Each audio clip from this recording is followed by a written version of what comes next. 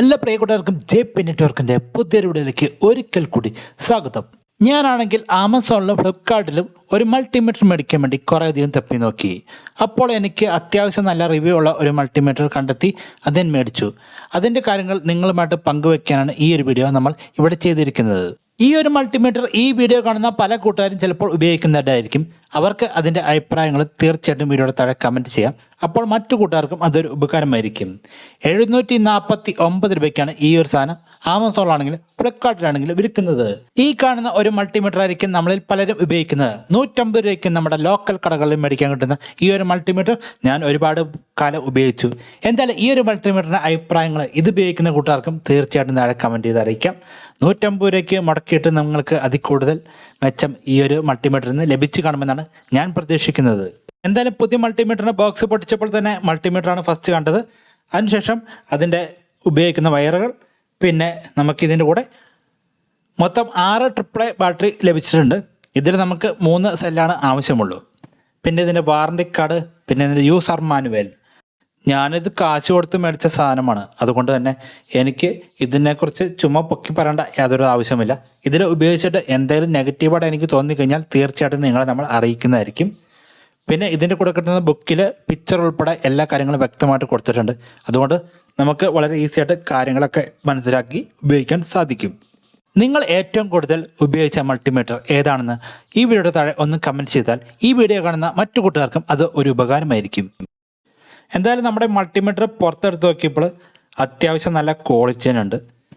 നമുക്ക് കാണുമ്പോഴാണെങ്കിലും ഒരു 750 രൂപയ്ക്ക് അടുത്തുള്ളൊരു മൂല്യം കാണുമ്പോൾ നമുക്ക് തോന്നുന്നുണ്ട്. പിന്നെ അത്യാവശ്യം നല്ല സ്ട്രോങ് മെറ്റീരിയലാണ് ഇത് ഉണ്ടാക്കാൻ ഉപയോഗിച്ചിരിക്കുന്നത്. പിന്നെ ഇതിൻ്റെ കവറൊക്കെ ആണെങ്കിൽ നല്ല അടിപൊളി ഒരു റബ്ബറിൻ്റെ കവറൊക്കെ കൊടുത്തിട്ടുണ്ട്. നിലത്തി എടുക്കഴിഞ്ഞാൽ കംപ്ലൈൻ്റ് ആവോ ഇല്ലയോന്നൊന്നും എനിക്കറിയില്ല.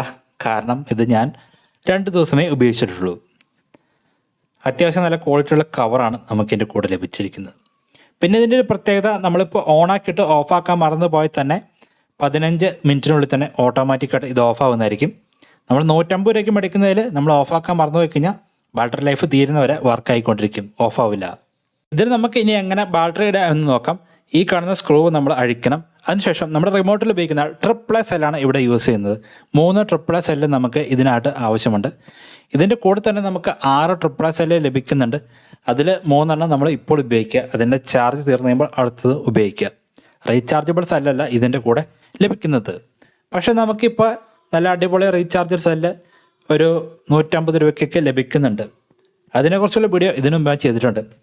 നല്ല അടിപൊളി ഇതാണ്. നമ്മുടെ മൊബൈലിന് ചാർജർ ഉപയോഗിച്ചിട്ട് നമുക്ക് ചാർജ് ചെയ്യാവുന്ന ആ ഒരു സെല്ലിന് 150 രൂപയെ വിലയുള്ളൂ. ഈ കാണുന്ന പോലെ തന്നെ നമ്മൾ എല്ലാ AAA ബാറ്ററികളും കറക്റ്റായിട്ട് പോസിറ്റീവ് നെഗറ്റീവ് മാറിപ്പോണ്ട് ഇട്ട് കൊടുക്കുക. അതിനുശേഷം ഓണാക്കുമ്പോൾ തന്നെ സംഭവം വർക്കിംഗ് ആണ്. നമ്മളെന്തായാലും ഈ ഒരു ബാറ്ററി ഇട്ടതിന് ശേഷം ഇതിൻ്റെ കവറൊക്കെ ഇട്ടിട്ട് ആ സ്ക്രൂ വെച്ചിട്ട് ടൈറ്റ് ചെയ്ത് വെക്കണം, അല്ലെങ്കിൽ അത് ഊരിപ്പോവും. അതിനുശേഷം നമുക്കിത് ഈസി ആയിട്ട് ഉപയോഗിച്ച് തുടങ്ങാം. നമുക്കിതിനകത്ത് അത്യാവശ്യം വെയിലുള്ള സ്ഥലത്ത് വെച്ചിട്ട് ഉപയോഗിക്കുമ്പോൾ വരെ ഇതിൻ്റെ ഡിസ്പ്ലേ നമുക്ക് വ്യക്തമായിട്ട് കാണാൻ സാധിക്കുന്നുണ്ട്. ഇപ്പോൾ നിങ്ങൾക്ക് കാണാം, ഞാൻ വെയിലുള്ള ഭാഗത്തേക്ക് വെച്ചിട്ട് നമുക്ക് അത്യാവശ്യം നല്ല രീതിയിൽ കാണാൻ സാധിക്കുന്നുണ്ട്. പിന്നെ ഇതിൻ്റെ കൂടെ കിട്ടുന്ന വയറുകളാണെങ്കിലും നല്ല ക്വാളിറ്റിയുള്ള വയറാണ്, നല്ല സൂപ്പർ വയറാണ്. എനിക്ക് വളരെ ഇഷ്ടപ്പെട്ടു. അത്യാവശ്യം നല്ല നീളവും ഈ ഒരു വയറിന് നമുക്ക് ലഭിക്കുന്നുണ്ട്. അതുകൊണ്ട് തന്നെ മൾട്ടിമീറ്റർ അവിടെ വെച്ചിട്ട് തന്നെ നമുക്ക് കുത്തി ഉപയോഗിക്കാൻ സാധിക്കും. പിന്നെ ഇത് മൊത്തത്തിൽ നമുക്ക് നല്ലൊരു ക്വാളിറ്റി ഫീല് ലഭിക്കുന്നുണ്ട്. ഇതിൻ്റെ കൂടെ കിട്ടുന്ന എല്ലാ ഐറ്റത്തിനും വളരെ ഈസി ആയിട്ട് തന്നെ ഈ ഒരു വയർ നമുക്ക് നമ്മുടെ മൾട്ടിമീറ്ററിലേക്ക് കണക്ട് ചെയ്യാൻ സാധിക്കുന്നുണ്ട്. പ്രത്യേകിച്ച് വലിയ ബുദ്ധിമുട്ടൊന്നുമില്ല. അതിപ്പോൾ ഏത് മൾട്ടിമീറ്റർ മേടിച്ചാലും ശരിയാണ്. 150 രൂപയുടെ മൾട്ടിമീറ്റർ മേടിച്ചാലും വളരെ ഈസിയായിട്ട് കൊടുക്കാം. പക്ഷേ അതിൻ്റെ വയറിന് ആ 150 രൂപയുടെ ക്വാളിറ്റി ഉള്ളൂ എന്നുള്ള കാര്യം ഞാൻ പിന്നെ പറയേണ്ട ആവശ്യമില്ലല്ലോ. എന്തായാലും നല്ല സൗണ്ടൊക്കെ നമുക്കിതിനകത്ത് കേൾക്കാൻ പറ്റും.